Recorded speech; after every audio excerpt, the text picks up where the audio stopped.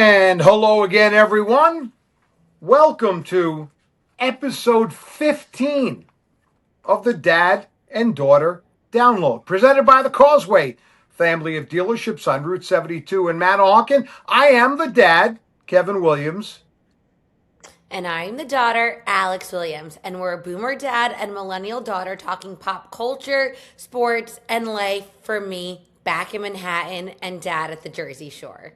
And of course, we are proudly presented by the Causeway family of dealerships, again on Route 72 in Manahawkin, home of Ford, Lincoln, Hyundai, Nissan, and Honda. As a matter of fact, I was there the other day, went down for a visit, talked to our friend Joe Straffolino, had a nice conversation with him.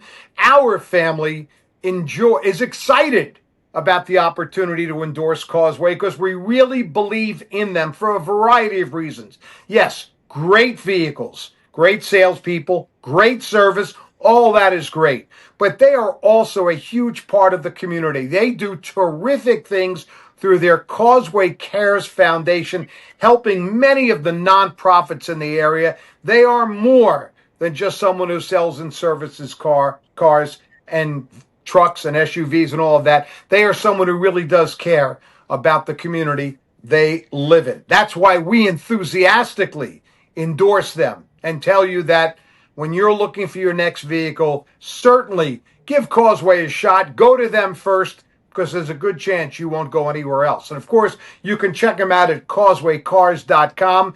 Causeway family of dealerships, they are Ocean County's hometown dealer. Okay, so Alex, how are you today?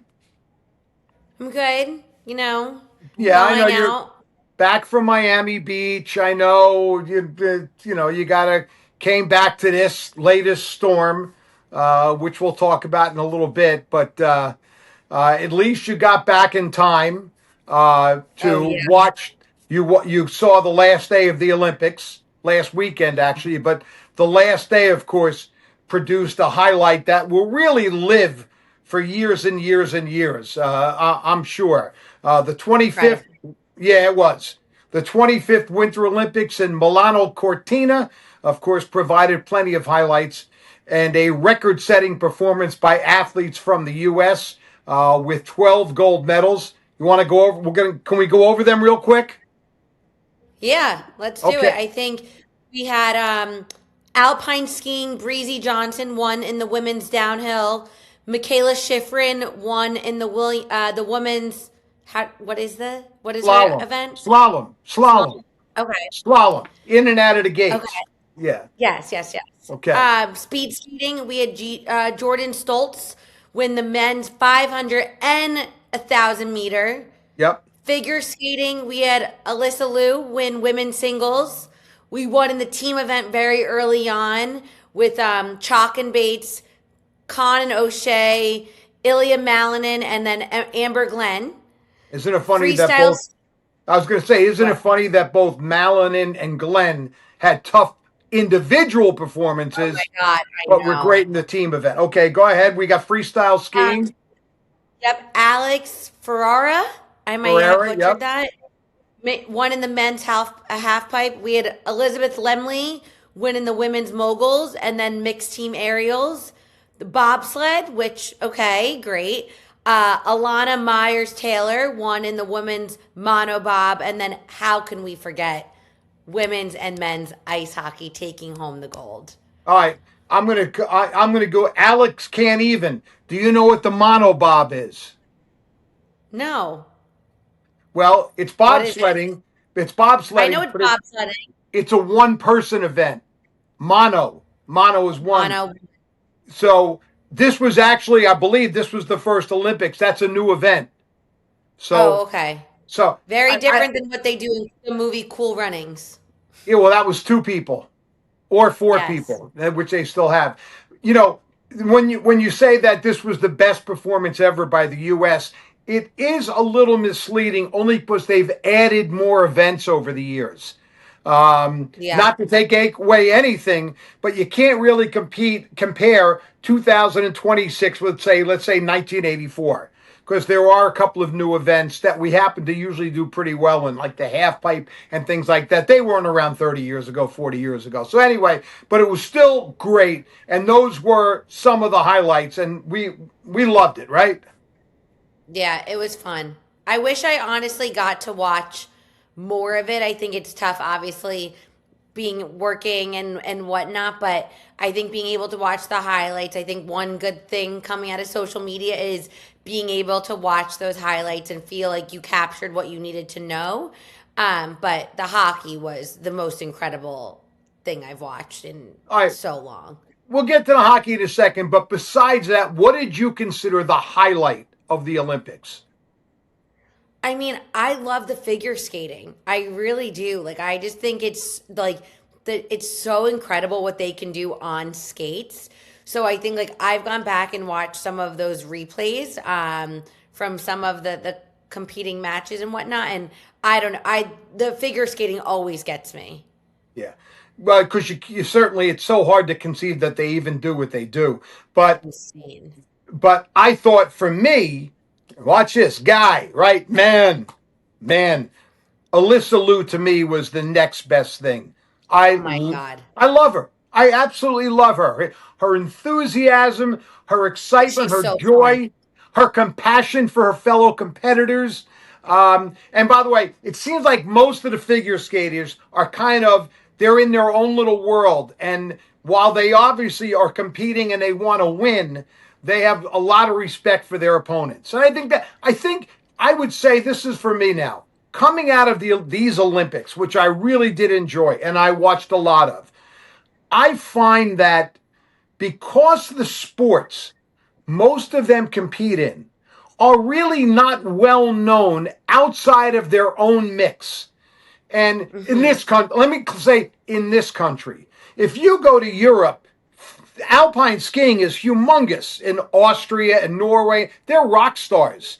But you and I Yeah. wouldn't know. Honestly, we could walk down the street and bump into Michaela Schifrin and not know who she is, right?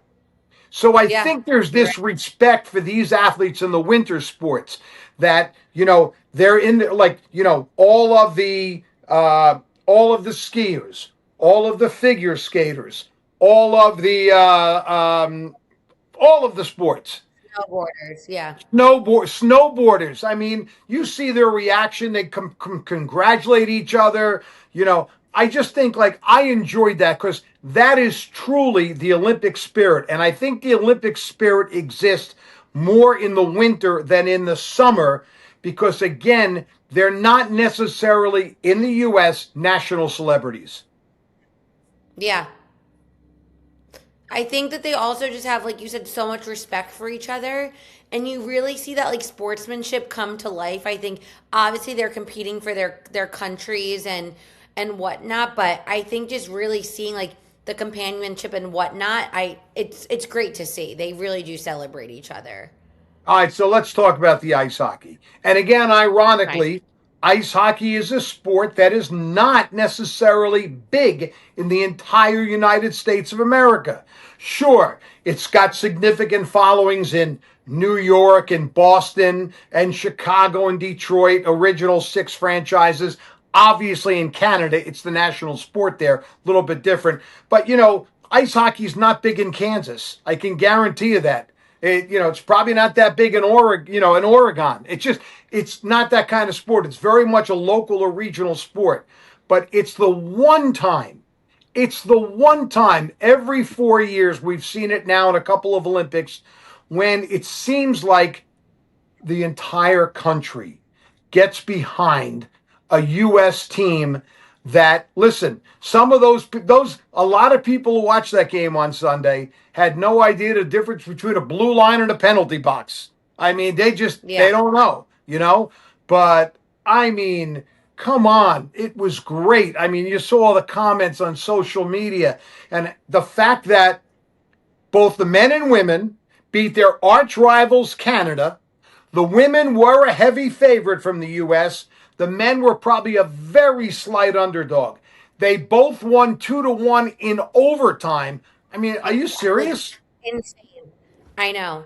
It was insane. And honestly, like I was sobbing, like I couldn't stop, like crying, like when they won. It was just like it was crazy. Like unfortunately, I was watching most of the game on my cell phone because I was driving back. I had a wedding down at home this weekend and wanted to get back early on Sunday to beat the snow, but I couldn't stop. And you just see them celebrating with each other, how happy they were, and then their families. And it really was like one of the best moments of sports I can remember in my lifetime that I've been able to actually watch live.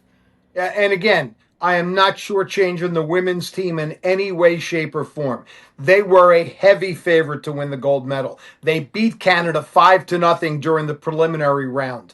I mean, had they lost that game, it would have been the biggest upset of the Olympics. But be that as it may, they still had to work hard.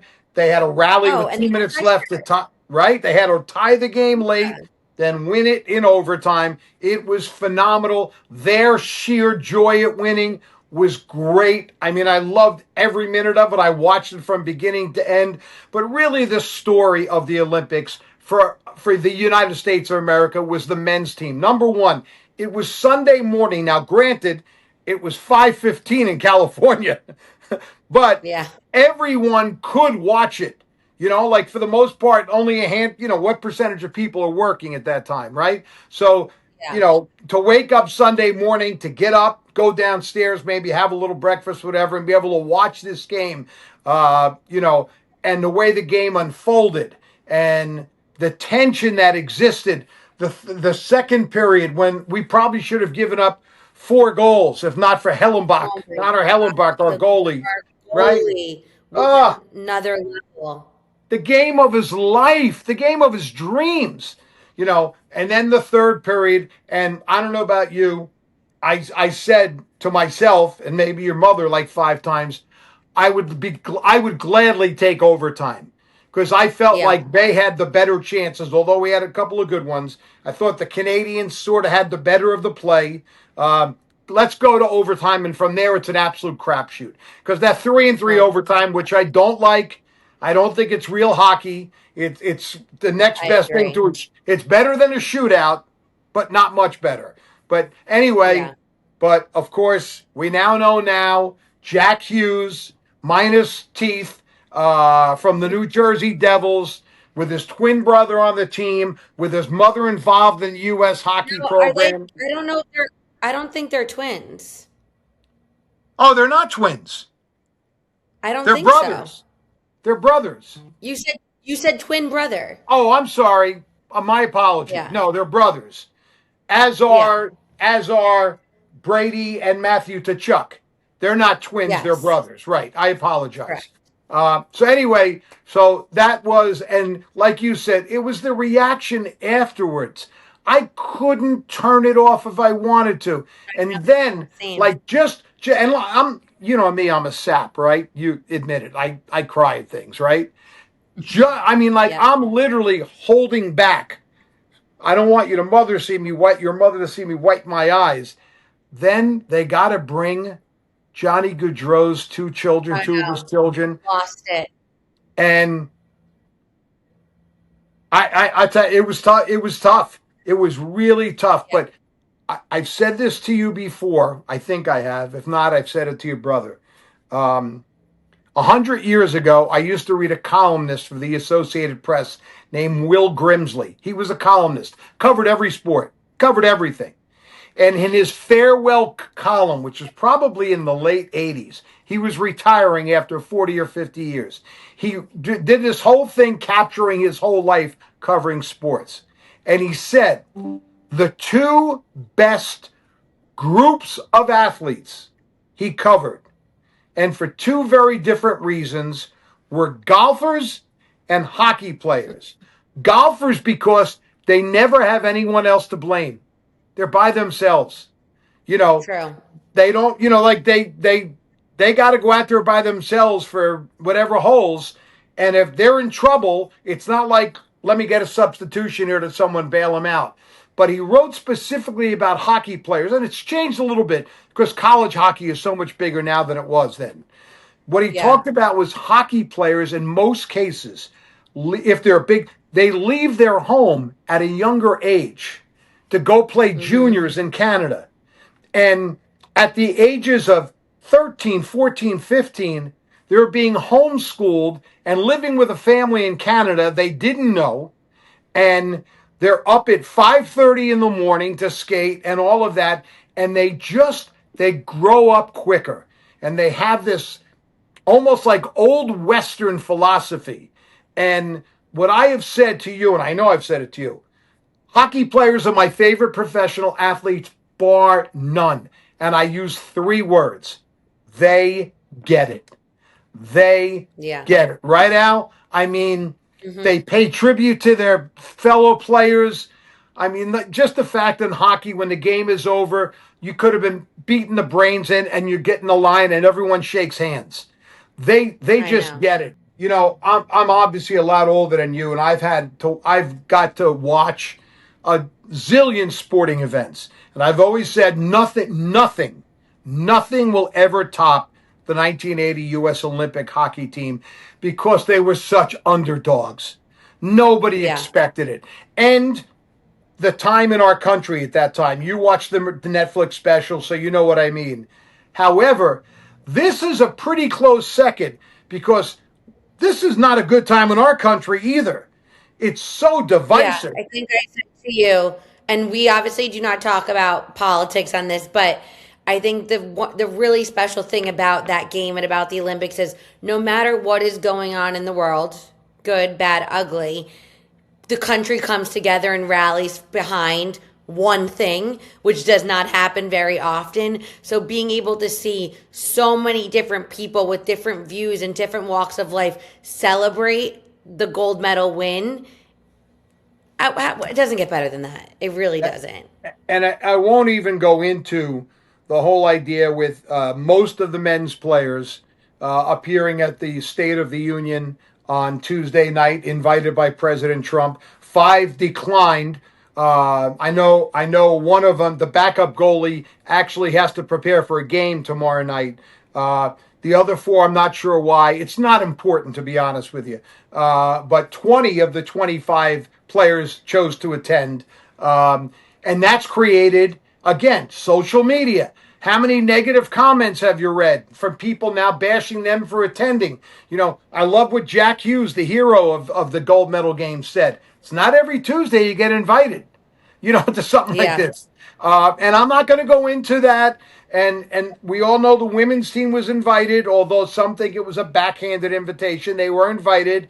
They said, thank you for the invitation. We're honored to receive it, but we're going to decline for educational and professional reasons. Now, some of those women hockey players are still in college.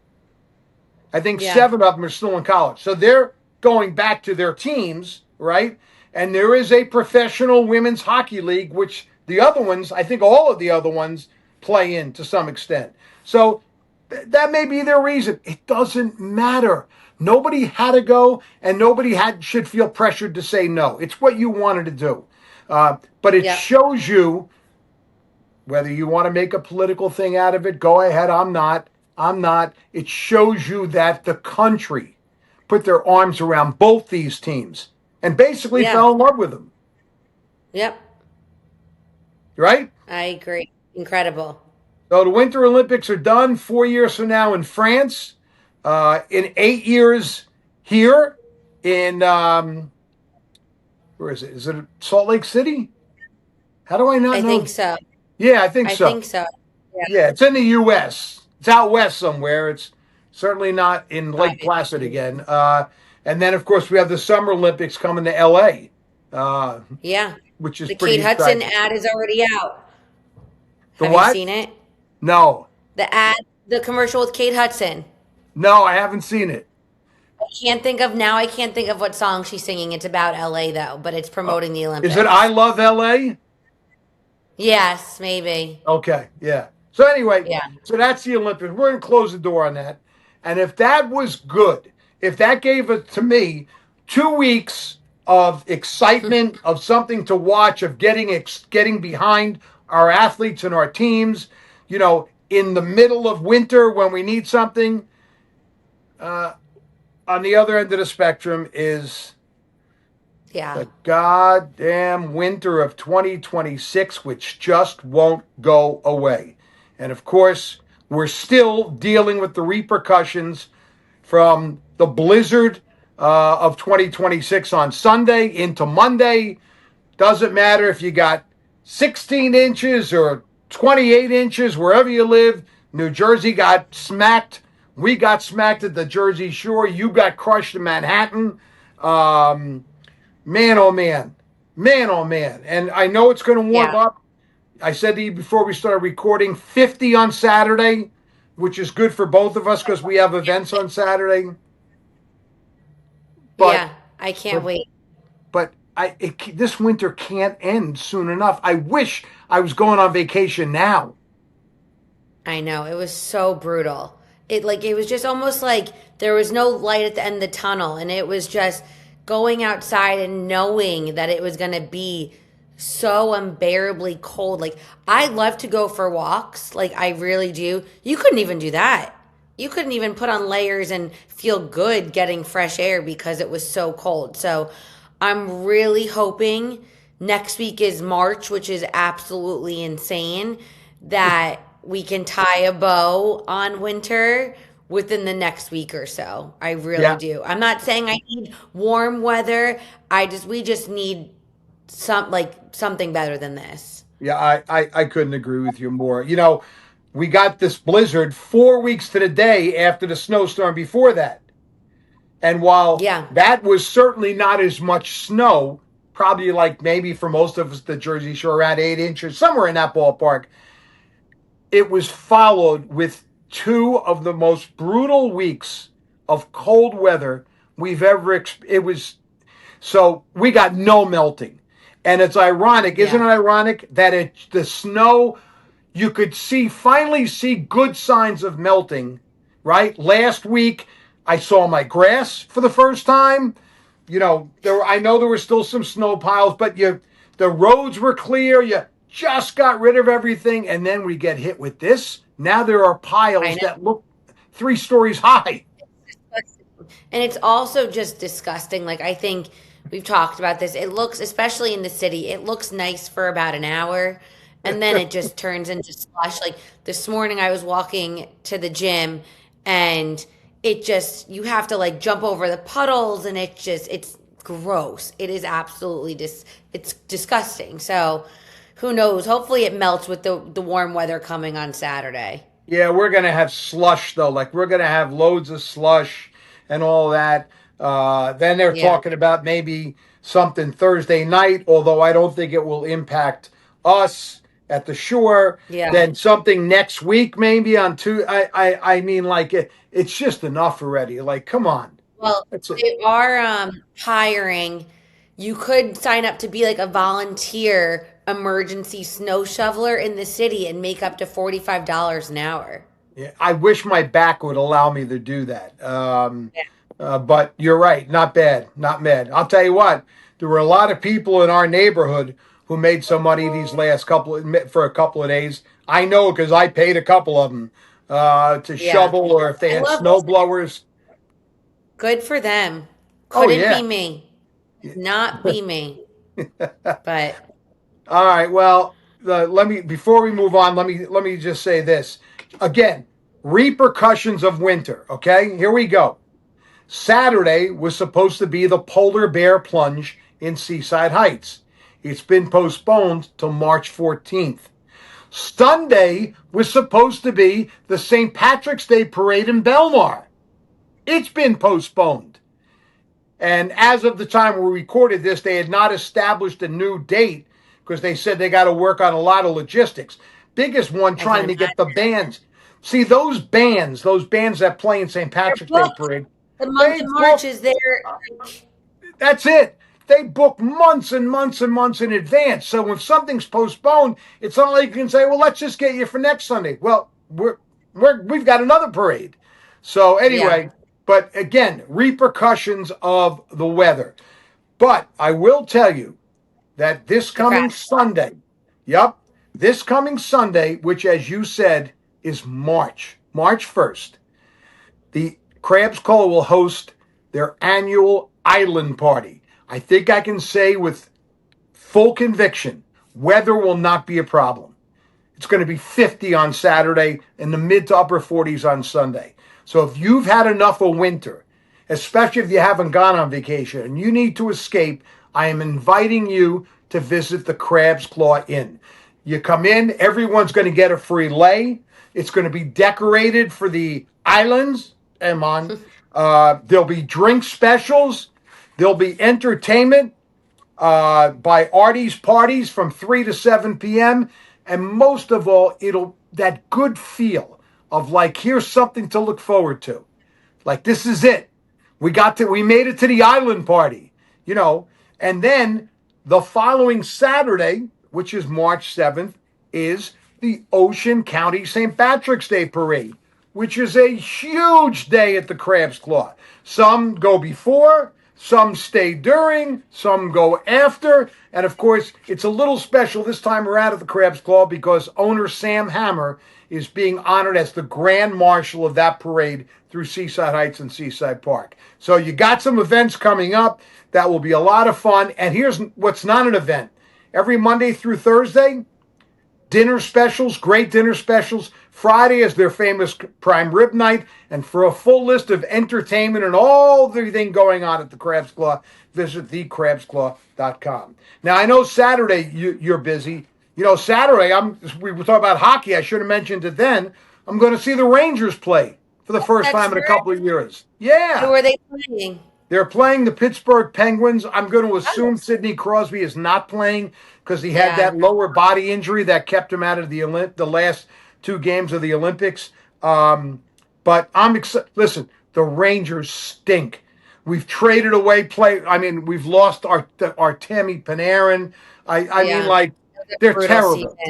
It's terrible. But your brother, my son, got me tickets for my 70th birthday. So your mother and I are going to go up and meet him and our grandson Carter. I know we have great seats. So that'll be so fun. It's still hockey. It's still the Rangers on a beautiful Saturday in New York, which I'm really excited about.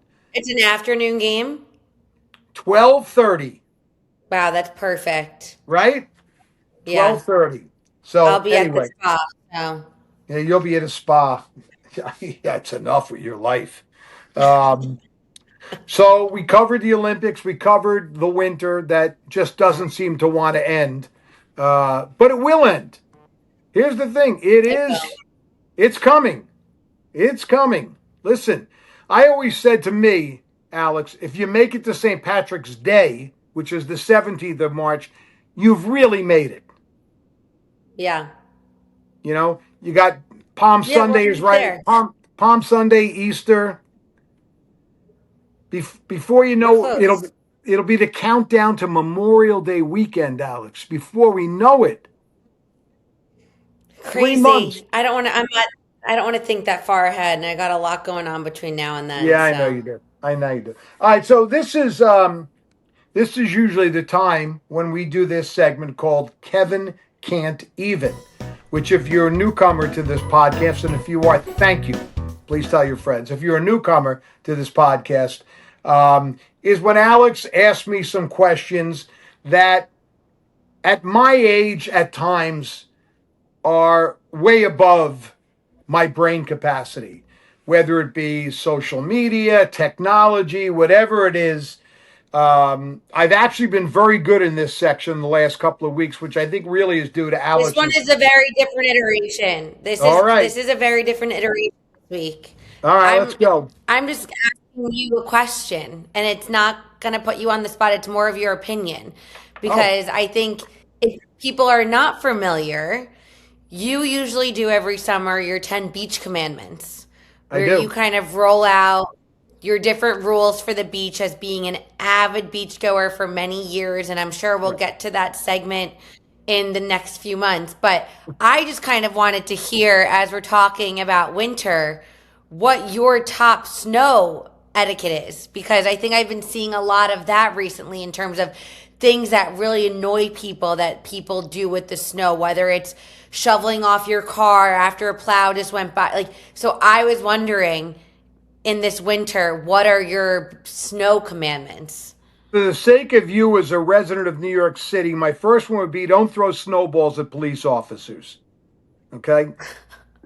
I did see people doing that actually That was online. horrible. All right. And your mayor, well, all right, I'm not going to do that. All right, so here would be number one. I would have to agree with you. The first one should be is not to take the snow off your car where it impedes others, like your neighbor's driveway. When we got hit with this snowstorm, your mother, very intelligently, convinced me to go out early Tuesday morning and clear my car off before the driveway was getting shoveled or plowed. Don't do it after. Yeah. So I went out. I had Right. so much. I had so much snow on top of the car. I had with a shovel. I'm trying to shovel it off, but I did that. So I think being careful where you shovel off your car, and also you got to make an attempt to clean the roof before you get on the roadway. How dangerous is that? Yeah. I can't You know, stand that. especially because a lot of people here in the shore commute North Jersey, so they're getting on the parkway right away. If you got a lot of snow on your roof and you're doing 65 miles an hour, guess what? The guy behind you, he's getting it on his windshield. Yeah. So I would say Yeah. that would be one. Number two would be, and I sometimes argue with, no, never mind.